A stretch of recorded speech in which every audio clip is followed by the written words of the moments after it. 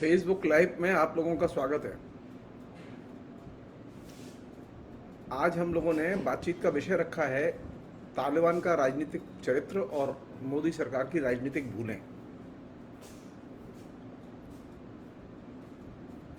जैसा कि हम लोग लगातार अखबार पढ़ रहे हैं कि भारत के बहुत सारे नागरिक जो अफगानिस्तान में रह रहे थे उनको सरकार धीरे धीरे वहाँ से निकालने की कोशिश कर रही है। कुछ लोग आ चुके हैं लेकिन अभी अच्छी खासी संख्या में लोग वहीं फंसे हुए हैं।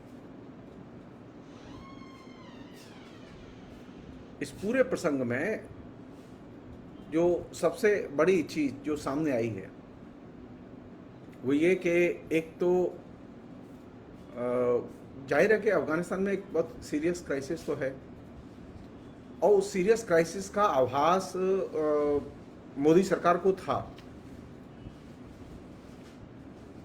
लेकिन मोदी सरकार ने समय रहते ये वो जानते थे कि तालिबान आ रहे हैं, तो जिन लोगों को अभी निकाला जा रहा है और वो ऐसी स्थिति में निकाला जा रहा है जहाँ के लोगों के पास में कोई सामान नहीं है, खाली अपना एक बैग लेके निकल के आ रहे हैं, सब कुछ छोड़ के आ रहे हैं वहाँ से, तो ये 4 महीने पहले भी प्लान किया जा सकता था। किसका इंतजार कर रही थी सरकार? सरकार ये बात जानती थी कि अब तालिबान आएंगे,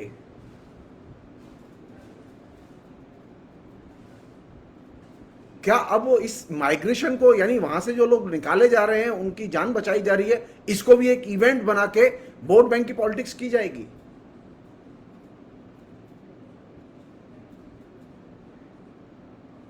यह बहुत गंभीर समस्या आई है कि जब आप विदेश नीति चला रहे हैं और आप प्रधानमंत्री हैं, तो भारत सरकार की जो सबसे बड़ी भूल मेरी नजर में हुई है वो ये कि विदेश मंत्री को या विदेश मंत्रालय को अपने इनिशिएटिव पर अफगानिस्तान के संदर्भ में पहल करके कोई भी चीज इंप्लीमेंट करने का राइट ही नहीं है। सारा विश्व जानता है कि नरेंद्र मोदी को विदेश नीति और गृह नीति का एबीसीडी नहीं आती। वो आरएसएस के अच्छे प्रचारक हो सकते हैं, वो इलेक्टेड प्राइम मिनिस्टर हो सकते हैं, लेकिन वो विदेश नीति का एबीसीडी नहीं जानते। ऐसी स्थिति में जो एक प्रोफेशनल विदेश मंत्री आपके पास हैं, उनको पहल कदमी का अवसर दिए बिना कि वो पॉलिसी स्तर पर पहल कदमी करें, लेकिन जैसा कि एक सेंट्रलाइज सिस्टम डिसीजन मेकिंग का नरेंद्र मोदी ने विकसित किया है, उसमें जाहिर है कि जयशंकर के पास में कोई ऑप्शन नहीं है सिवाय इसके जब तक पीएमओ से क्लियरेंस न मिले वो कोई बयान नहीं दे सकते, कोई कदम नहीं उठा सकते। तो ये एक बहुत बड़ा ड्रॉबैक है नरेंद्र मोदी की अफगानिस्तान पॉलिसी में कि नरेंद्र मोदी ने पहली चीज ये कि जो भारतीय जिनके के जीवन पर संकट हो सकता था, इंक्लूडिंग एम्बेसी के लोग, अगर आपको उनको बाहर निकालना था तो आप पहले क्यों नहीं निकाले? और अगर आपको निकालना नहीं था तो तालिबान के साथ में आपको बातचीत करने में क्या परेशानी थी? रूस बात कर सकता है, चीन बात कर सकता है, ईरान बात कर सकता है, अमेरिका बात कर सकता है जो कि उनके साथ में 20 साल से युद्ध कर रहा था। भारत क्यों नहीं बात कर सकता है?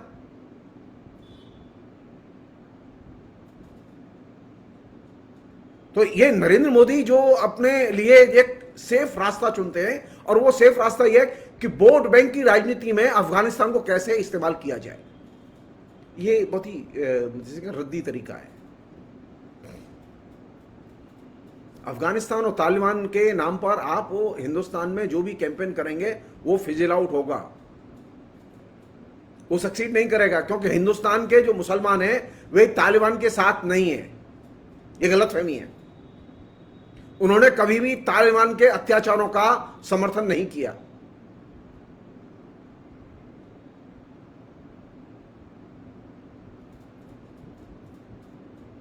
दूसरा यह कि तालिबान के जैसे संगठनों का भारत के मुसलमानों ने कभी समर्थन नहीं किया। भारत के मुसलमान लोकतांत्रिक देश में रहते हैं, लोकतांत्रिक अधिकारों का इस्तेमाल करते रहे हैं और उनके पास में एक लोकतांत्रिक चेतना है, वे सिर्फ शरीयत और इस्लाम धर्म से संचालित नहीं होते। भारत में रहने वाले मुसलमान हिंदुस्तान के संविधान के अनुसार संचालित होते हैं और काम करते हैं। तो जिनके पास में लोकतांत्रिक चेतना है, उनको आप तालिबान का भय दिखा के या उनको तालिबान के खाते में डाल के आप मैनिपुलेट नहीं कर सकते।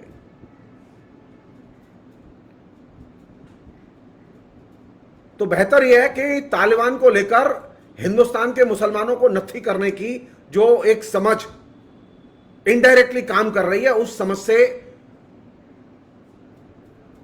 भारत सरकार को अपनी पहल करके भारत के हितों की रक्षा को सर्वोच्च प्राथमिकता देते हुए तालिबान के साथ में बातचीत करनी चाहिए।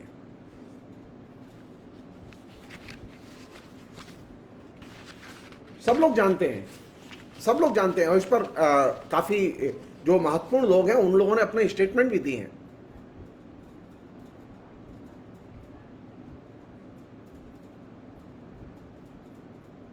तीन सवाल बड़े पैमाने पर उठे हैं इस प्रसंग में।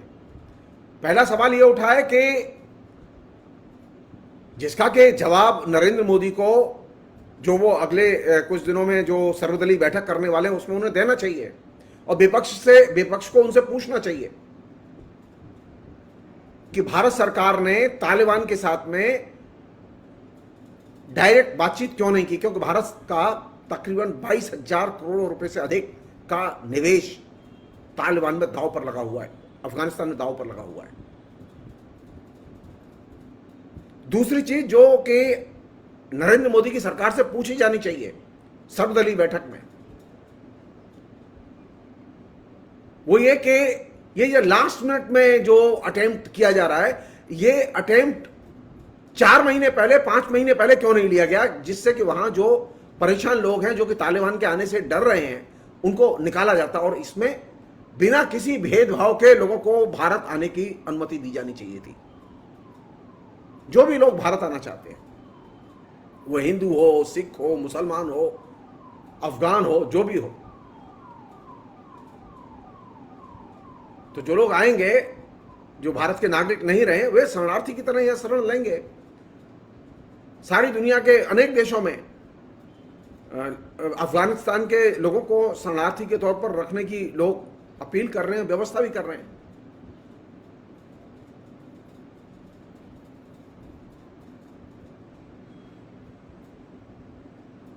नरेंद्र मोदी का जो हर चीज को इवेंट बनाने और हर चीज के जरिए मुनाफा कमाने का जो तरीका है, उसका एक क्लासिक केस है कि नरेंद्र मोदी ने जानते हुए भी कि तालिबान के साथ में, वो अफगानिस्तान के साथ में हमारे आयात निर्यात के संबंध हैं और बड़े पैमाने पर सूखे मेवाओं का भारत वहां से आयात करता है, निर्यात करता है, सॉरी। तो इस तालिबान की शासन ने आते ही वो आयात निर्यात पॉलिसी को एकदम विधेयक कर दिया और अब नीचे व्यापारियों ने सूखे मेवा पर अब कालाबाजारी शुरू कर दी। और सब लोग जानते हैं कि व्यापारियों में एक बड़ा हिस्सा है जो कि आरएसएस के साथ है, जिसे कहें कि संकट को संभावनाओं में और मुनाफे की संभावनाओं में कैसे तब्दील किया जाए, इसकी क्लासिक रूपरेखा नरेंद्र मोदी के इस एक्शन में दिखाई देती है। दूसरी एक चीज जो कि इस पूरे के पूरे प्रोसेस में सामने आई है,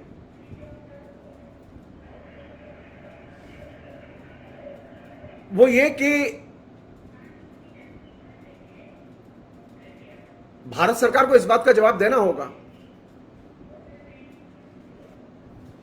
जो कि पूर्व एक हमारे जो एम्बेसडर रहे हैं और जो विदेश मंत्रालय के वरिष्ठ ऑफिसर भी रहे हैं, अधिकारी भी रहे हैं, विवेक काटजू, उन्होंने कहा है कि मैं पिछले 1 साल से तर्क दे रहा था, सुझाव दे रहा था कि तालिबान से बात करनी चाहिए। सबको दिखाई दे रहा था कि तालिबान सत्ता आने वाले हैं, उनका आना अपरिहार्य है।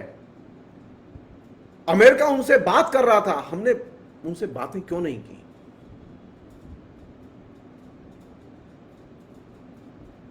कई जो एम्बेसडर जो अफगानिस्तान में रहे हैं उनके स्टेटमेंट इस बीच में आ चुके हैं, लेकिन हमारे अभी विदेश मंत्री का स्पष्टीकरण नहीं आया कि हमने तालिबान से बातचीत क्यों नहीं की। पीएमओ का स्टेटमेंट नहीं आया कि हमने तालिबान से बातचीत क्यों नहीं की, क्योंकि हम अमेरिका के कंधे पर रख के तालिबान की नीति या अमेरिका का अंधानुकरण करके तालिबान के बारे में अपना नजरिया बना रहे थे। और ये एक बहुत ही जैसे रद्दी किस्म की विदेश नीति है कि भारत एक मतलब संप्रभु राष्ट्र के तौर पर अपनी स्वतंत्र विदेश नीति के लिए विख्यात था, लेकिन नरेंद्र मोदी के आने के बाद में ये एक तरह से अमेरिका की पिछलग्गू विदेश नीति बनके रह गई। मैं इसका एक उदाहरण दूंगा खाली प्रमाण के तौर पर।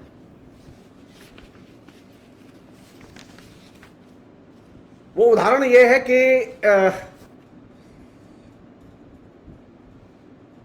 2018 में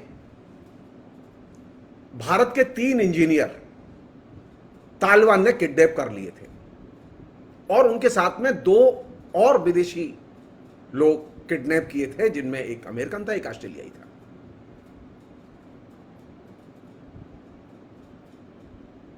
सरकार तो नरेंद्र मोदी की ही थी ना उस समय। नरेंद्र मोदी की सरकार ने, अमेरिका ने यह अवसर मुहैया कराया, उन्होंने तालिबान से डायरेक्ट बात की और डील की कि कैसे हमारे इंजीनियर मुक्त कराए जा सकते हैं। यहां बताना जरूरी है कि अफगानिस्तान में एक बगलान प्रांत है जहां पर कि 7 इंजीनियर काम कर रहे थे, वहां से ये 3 इंजीनियर उन्होंने पिकअप किए।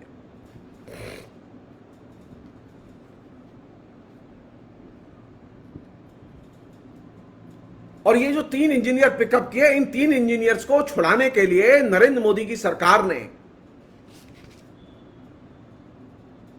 बड़े पैमाने पर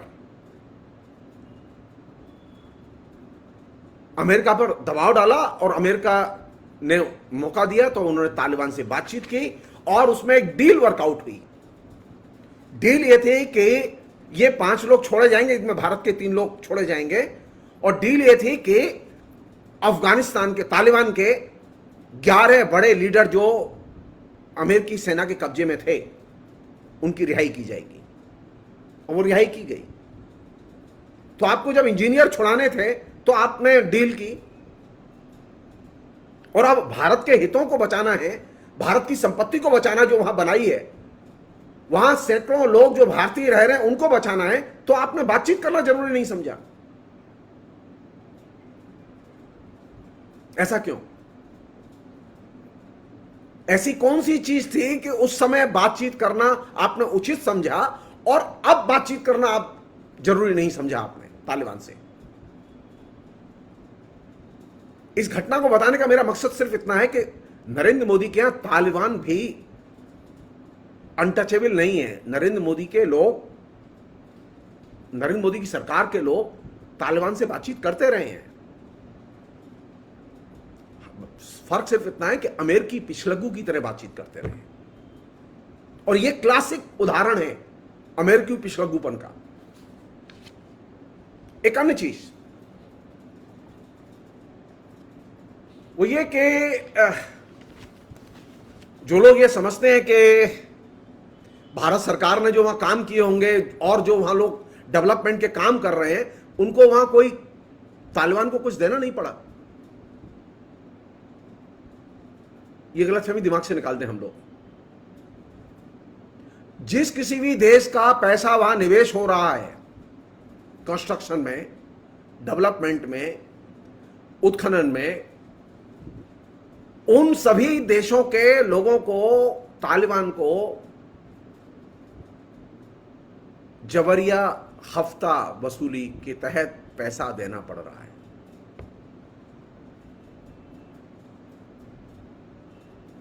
मैं एक छोटा सा डाटा बता रहा हूं आपको, जिससे आपको अंदाजा लगे कि अफगानिस्तान में हम ये नहीं कह सकते कि हमारा 22,000 करोड़ रुपए का निवेश हुआ है और हमारे यहां से कोई पैसा नहीं दिया गया होगा। हम ये मानने को तैयार नहीं है। क्योंकि तमाम संस्थाओं में, अमेरिकी सीनेट की कमेटियों में जो चीजें सामने आई हैं उन्हें शेयर करना बेहद जरूरी है। सवाल यह कि तालिबान को पैसा कहां से आता था? किसने तालिबान को ताकतवर बनाया?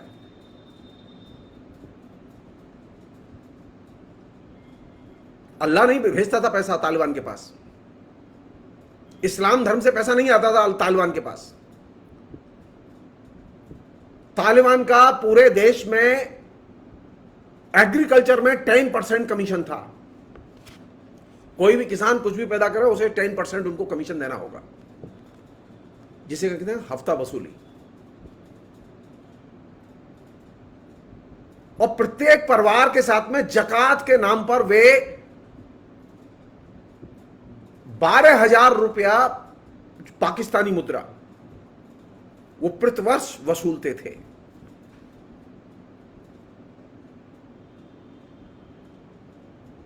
और जो तमाम किस्म के जो कंस्ट्रक्शन वर्क हैं उनमें 30 से लेकर 40% तक कमीशन उनका फिक्स था, और उसी के आधार पर वो प्लान बनते थे। और इस वसूली के जरिए वे तकरीबन $1 बिलियन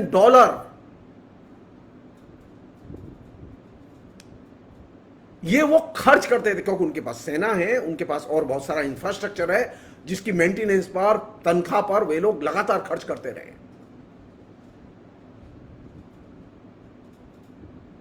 अफगानिस्तान में तालिबान जो सक्रिय गुट है उसकी मदद करने वाले लोगों में वे लोग भी हैं जो कि उनके प्राइवेट फ्रेंड हैं, और वे लोग भी हैं जो गल्फ के देश हैं, मुस्लिम देश, वहां से भी उनको पैसा मिलता रहा है।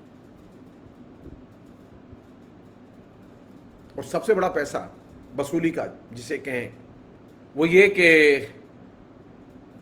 वो अफगान की धरती पर जो अफीम की खेती होती रही है उससे उनको पैसा मिलता रहा है।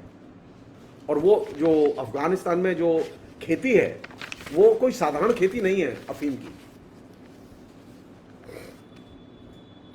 तो Afghanistan production money, extortion money, अफीम की स्मगलिंग या अफीम का ट्रेड, व्यापार, इसके जरिए बड़े पैमाने पर पैसा जुगाड़ करता रहा, और इसमें अमेरिका की और दूसरे देशों की खुली मदद रही है।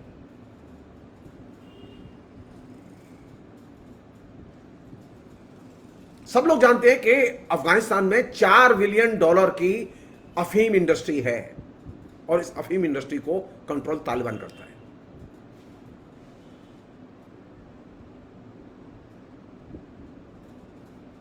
जो डाटा सामने है, जो कि रिकॉर्ड, ऑफिशियल रिकॉर्ड्स हैं, ऑफिशियल उनके स्टेटमेंट है तालिबान के लोगों के, उसके अनुसार बता रहा हूं मैं आपको कि कंस्ट्रक्शन के कॉन्ट्रैक्ट जिनको मिलते थे, तो कॉन्ट्रैक्ट जिनको मिलते थे उनसे वो 20% कमीशन लेते थे।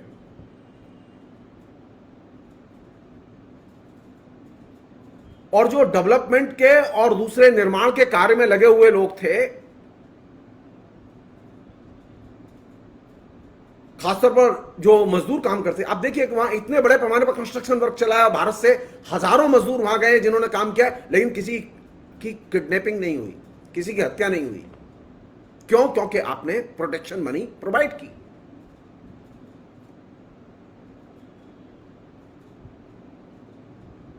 इसी तरह जो वहां कंस्ट्रक्शन में जो पाइप लाइन, जो विभिन्न किस्म के पाइप जो सप्लाई होते थे, जो कि मेनली पाकिस्तान और से आते थे, तो उस पाइप की कीमत में 30% कमीशन तालिबान का होता था।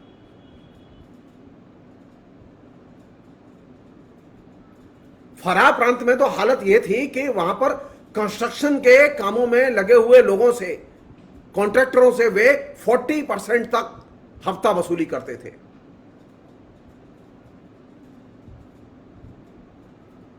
दिलचस्प बात यह है कि अफगानिस्तान में जो तालिबान है, वो तालिबान गुट अफगानिस्तान की जनता से भी पैसा वसूलता था प्रोटेक्शन मनी के नाम पर, और अपने एनिमी अमेरिका से भी वसूलता था। और इस पैसे के आधार पर उन्होंने जो अपना एम्पायर खड़ा किया, जिसके जरिए वो $1 बिलियन हर साल खर्च करते थे, जो कि अपने आप में एक बहुत महत्वपूर्ण चीज है।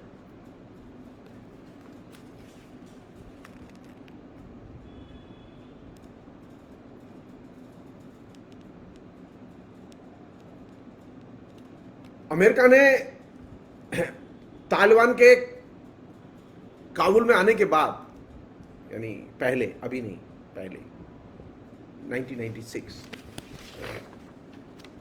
ये मैं एक छोटी सी एक क्रोनोलॉजी मैं शेयर करना चाहता हूं जिससे कि लोगों को सुविधा रहे समझने में, जो कि इस पूरे अफगानिस्तान में तालिबान के चरित्र को समझने में मदद कर सकती है। वो ये कि 1979 में सोवियत सेना दिसंबर में अफगानिस्तान में दाखिल होती है, अफगानिस्तान पर हमला करती है, कब्जा करती है 1979 में, और 1988 के अप्रैल में जेनेवा में समझौता होता है, यानी तकरीबन 8-9 साल के बाद।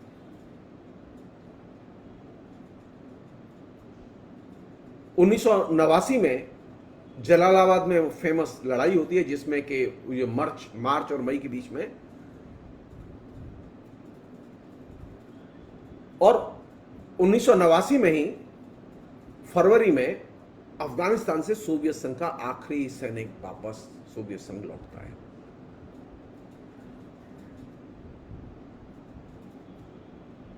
उन्नीस में के अप्रैल में मुजाहिदीन नाम के भूत का अफगानिस्तान में प्रवेश होता है, जिसे लोग टेररिस्ट कहते हैं।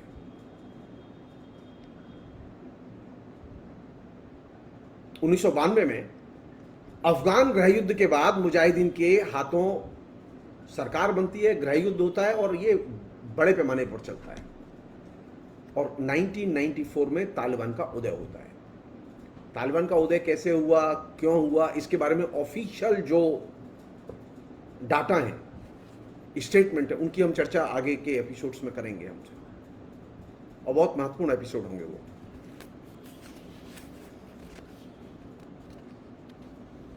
मूल बात यह कि तालिबान का जो 1994 में जो उदय हुआ, वो उदय और उसकी कहानी बहुत रोचक है। उस पर मतलब कई नैरेटिव हैं जो कि प्रचलन में हैं।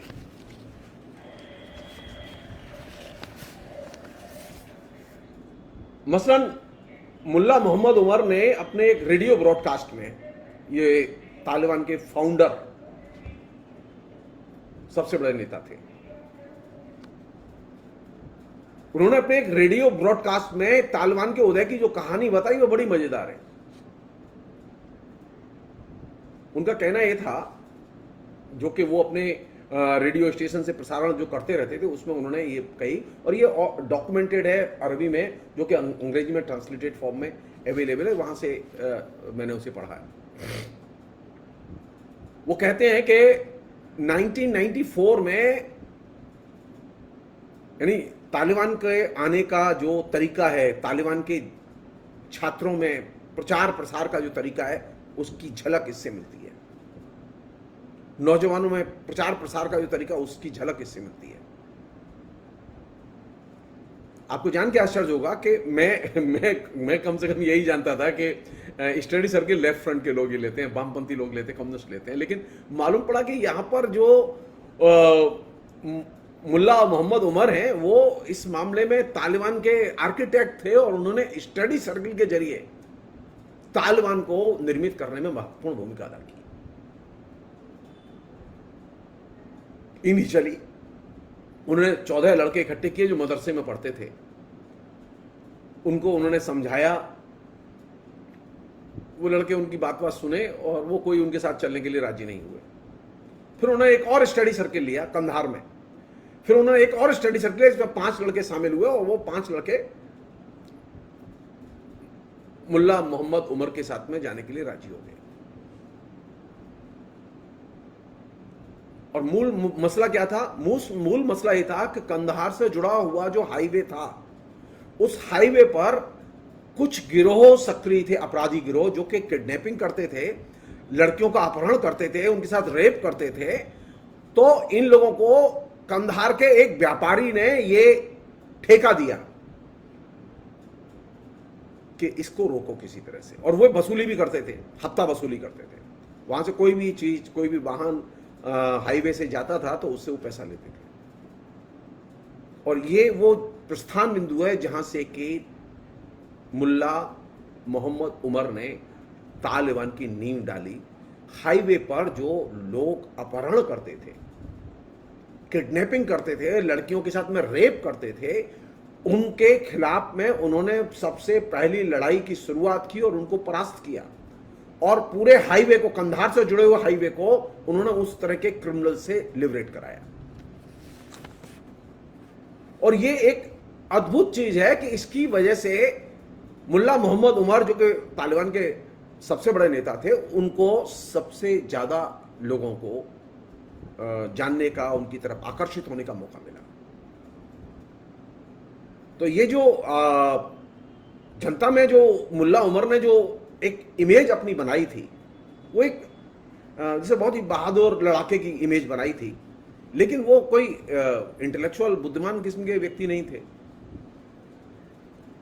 लेकिन उन्होंने जो सबसे बड़ा काम किया वो ये कि कंधार से जुड़े हुए हाईवे को क्रिमिनल से लिबरेट कराया। और वे ऐसे क्रिमिनल से जो प्रोटेक्शन मनी लेते थे, वहां ट्रांसपोर्टेशन वालों से मनी लेते थे, वहां औरतों को किडनैप करके उनके साथ रेप करते थे। और ये चीजें धीरे धीरे धीरे धीरे लोगों के बीच में फैली, तो उनकी तरफ लोग आकर्षित हुए और उनको खासतौर पर छात्र आकर्षित हुए। और यही वो जगह जहां से कि तालिबान का जन्म होता है।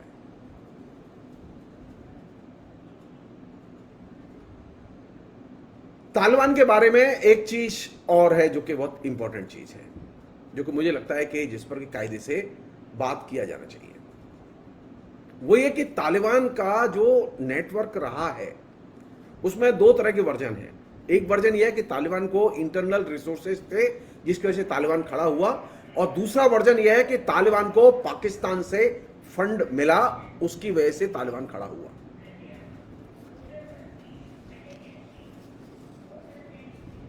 इस पूरी पृष्ठभूमि में जो सबसे इंटरेस्टिंग फैक्टर है वो यह कि सोवियत संघ की सेनाओं को चुनौती देने के लिए, उन्हें वहां से अफगानिस्तान से बाहर करने के लिए अमेरिका ने अपनी मदद से मुजाहिदीन को खड़ा किया और मुजाहिदीन की वहां सरकार बनी। और मुजाहिदीन की जब सरकार बनी तो उस सरकार के बारे, अभी जो इतनी हल्ला हो रहा है ना, ये बताना इसलिए जरूरी है कि जो मुजाहिदीन की सरकार बनी थी वह सरकार बहुत ही बर्बर सरकार थी। बलात्कार, सेक्सुअल एब्यूज, यातना, अपहरण करने में वे लोग एकदम एक्सपर्ट थे।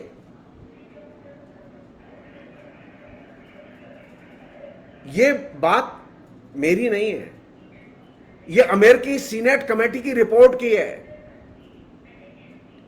तो जो सरकार बदनाम हो, गुलबुद्दीन हिकमत यार के नेतृत्व में जो सरकार बनी थी, वो सरकार औरतों पर, सामान्य नागरिकों पर जुल्म करने के लिए एकदम कुख्यात थी। अमेरिका ने गुलबुद्दीन हिकमत यार की जो मुजाहिदीन सरकार थी, उस सरकार को उन्होंने मान्यता दी। और यही वह पृष्ठभूमि है, यानी मुजाहिदीन के शासन से जनता त्रस्त थी, एकदम तबाह पड़ी हुई थी। यही वह पृष्ठभूमि है जिसमें कि तालिबान का जन्म होता है। और अफगानिस्तान में एक वर्ग को यह लगता है कि तालिबान जो है वो जिस तरह से उन्होंने कंधार में हाईवे पर क्रिमिनल से मुक्ति दिलाई थी, उसी तरह, और फ्री ट्रैफिक कर दिया था वहां, उसी तरह वे पूरे अफगानिस्तान में मुजाहिदीनों के जुल्म से मुक्ति दिलाएंगे। और यहीं से उनका एक व्यापक जनप्रिय जनाधार बनना शुरू हुआ।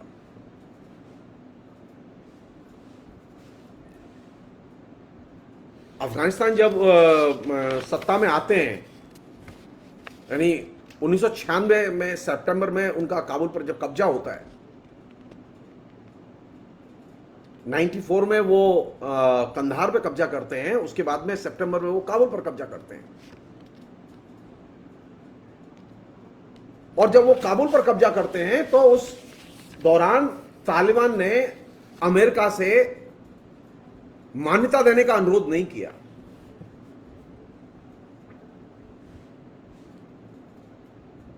उस समय हकीकत यह थी कि तालिबान का अधिकतर क्षेत्र पर कब्जा था अफगानिस्तान के, सिर्फ 10% जगह पर मुजाहिदीन का कब्जा था। अमेरिका ने उस 10% क्षेत्र पर जो मुजाहिदीन थे, आतंकवादी थे, उनको मान्यता दी हुई थी, तालिबान को मान्यता नहीं दी।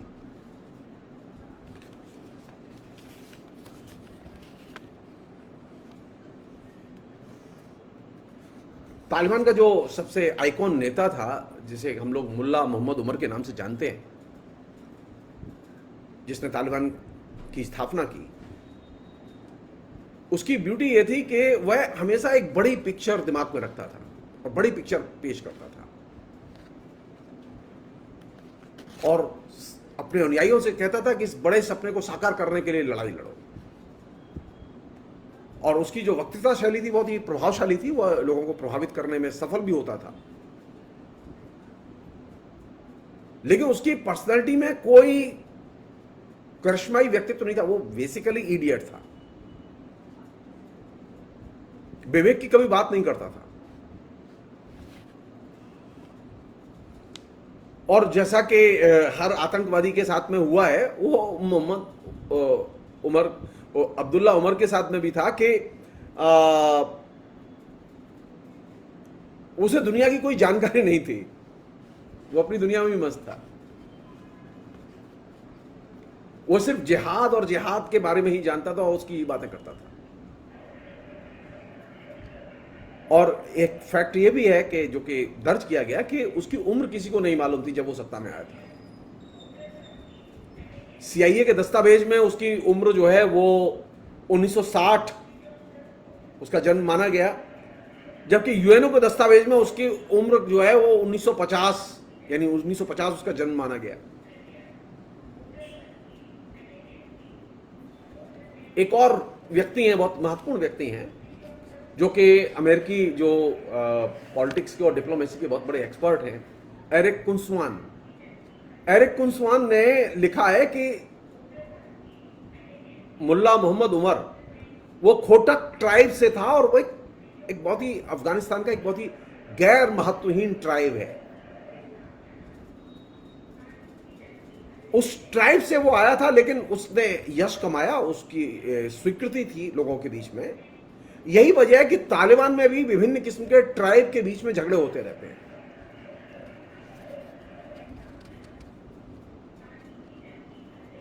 दूसरी चीज जो बहुत इंपॉर्टेंट चीज है, जिससे कि तालिबान के प्रति एक जनाधार का, एक आकर्षण का एक कारण समझ में आता है, वो ये कि तालिबान के जितने भी नेता आए, वो तालिबान के अधिकांश नेता जो है वो ग्रामीण पृष्ठभूमि से आए।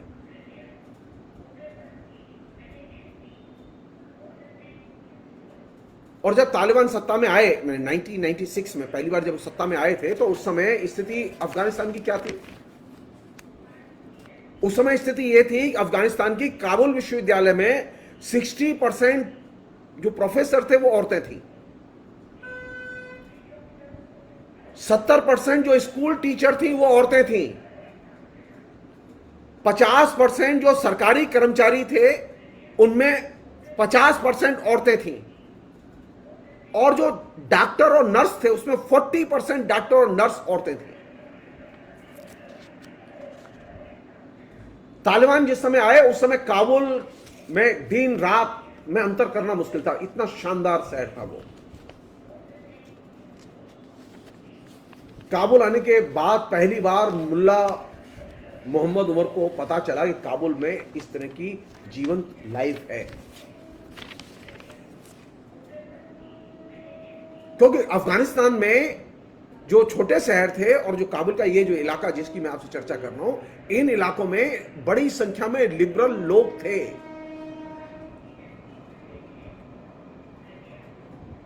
गांव में उतने लिबरल लोग नहीं थे, इसी वजह से गांव से बड़े पैमाने पर लीडरशिप और गांव से बड़े पैमाने पर रिक्रूटमेंट तालिबान में आया।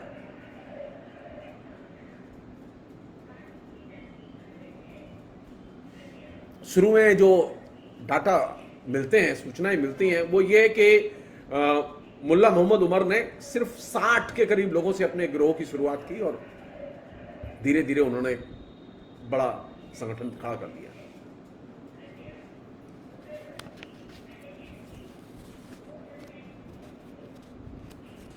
एक अन्य चीज जो कि इस संदर्भ में मेंशन करके मैं ये बातचीत यहीं रोकूंगा, वो ये कि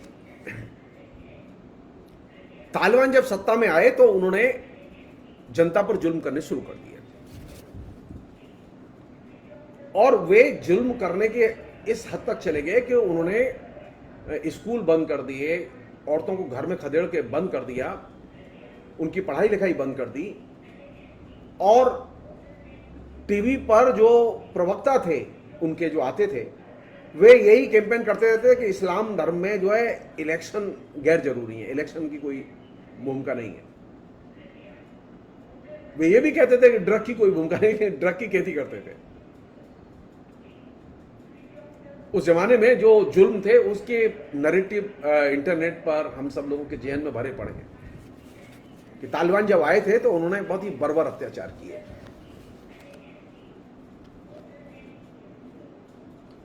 दिलचस्प बात यह थी कि तालिबान जिस तरह से आए उसके बारे में यह कहा जाता है कि अमेरिका भी ज्यादा नहीं जानता था, क्योंकि 1989 से अमेरिका की एम्बेसी भी अफगानिस्तान में बंद पड़ी थी।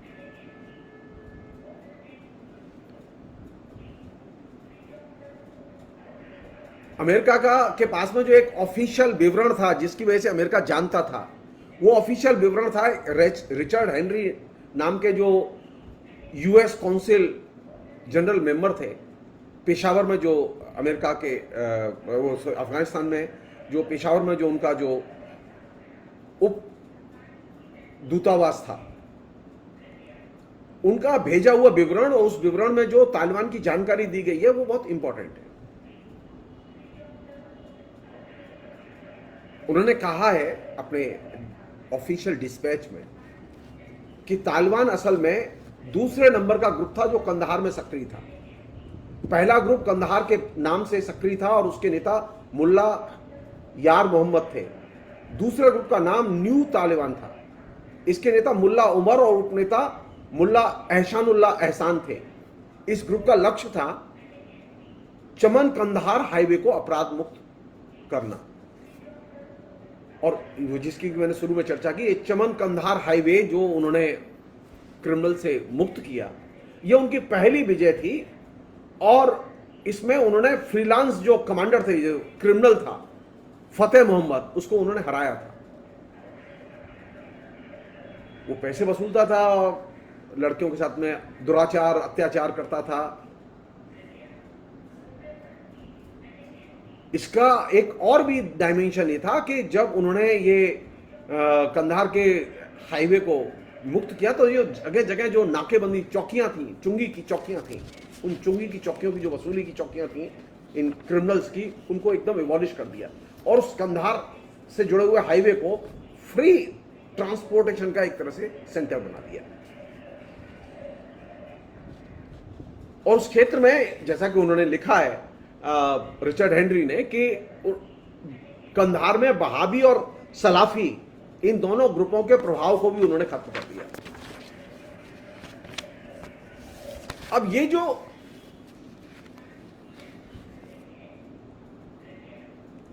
(96) में जब ये लोग सत्ता में आए तो उस समय अमेरिका ने ये एक पहल की और ये कहा कि आप लोग एंटी नार्कोटिक जो ट्रेनिंग प्रोग्राम है उसका हिस्सा बनिए, वहां ट्रेनिंग लीजिए और ये यहां अफीम का उत्पादन बंद कीजिए। लेकिन उन्होंने ऐसा उस ट्रेनिंग प्रोग्राम में शामिल होने से मना कर दिया, क्योंकि उस समय तालिबान का यह तर्क था कि अफीम की खेती अगर बंद कर देंगे तो किसान खाएंगे क्या, उनके पास कोई वैकल्पिक आर्थिक स्रोत नहीं है। दिलचस्प बात यह है कि यही तालिबान गुट अब जब सत्ता में आया है तो उसने जो पहली प्रेस कॉन्फ्रेंस की है तो उसने ये वायदा किया है कि वह अफगानिस्तान को नार्को ट्रेड से एकदम मुक्त करेंगे और अफीम का उत्पादन रोकेंगे।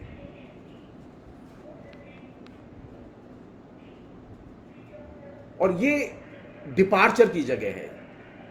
ये एक हो सकता है कि वो झूठा वायदा भी हो और हो सकता है कि सही भी हो।